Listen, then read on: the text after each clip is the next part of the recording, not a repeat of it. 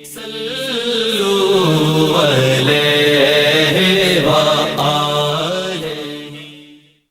الله الرحمن الرحيم.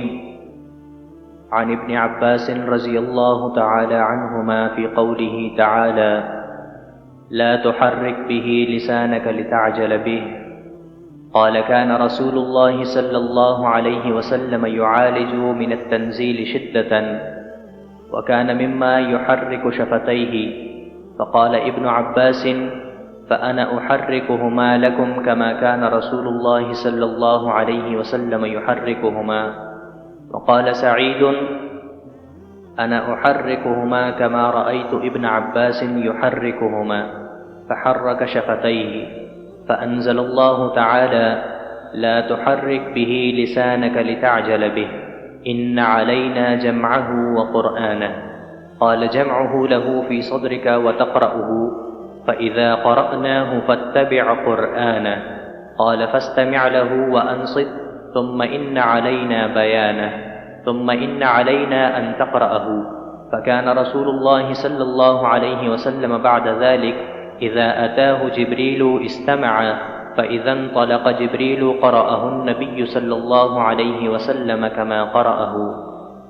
حضرت ابن عباس رضی اللہ تعالی عنہما سے کلام الہی لا تحرک به لسانک لتعجل به کی تفسیر کے سلسلے میں روایت ہے کہ رسول اللہ صلی اللہ علیہ وسلم نزول قرآن کے وقت بہت سختی محسوس فرمایا کرتے تھے، اور اس کی علامتوں میں سے ایک یہ تھی کہ یاد کرنے کے لیے آپ اپنے ہونٹوں کو ہلاتے تھے۔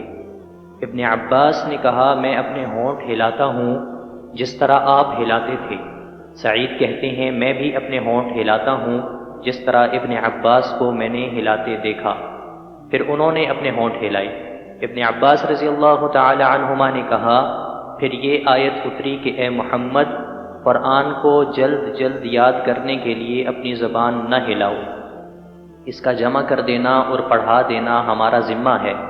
ابن عباس رضی اللہ تعالی عنہما کہتے ہیں یعنی قرآن آپ صلی اللہ علیہ وسلم کے دل میں جما دینا اور پڑھا دینا ہمارے ذمہ ہے۔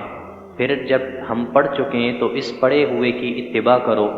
ابن عباس رضی اللہ تعالی عنہما فرماتے ہیں اس کا مطلب یہ ہے کہ آپ اس کو خاموشی کے ساتھ سنتے رہو، اس کے بعد مطلب سمجھا دینا ہمارے ذمہ ہے۔ پھر یقیناً یہ ہماری ذمہ داری ہے کہ آپ اس کو پڑھو، یعنی اس کو محفوظ کر سکو۔ چنانچہ اس کے بعد جب آپ کے پاس جبرائیل علیہ السلام وحی لے کر آتے تو آپ توجہ سے سنتے، جب وہ چلے جاتے تو رسول اللہ صلی اللہ علیہ وسلم اس وحی کو اسی طرح پڑھتے جس طرح جبرائیل امین علیہ السلام نے اسے پڑھا تھا۔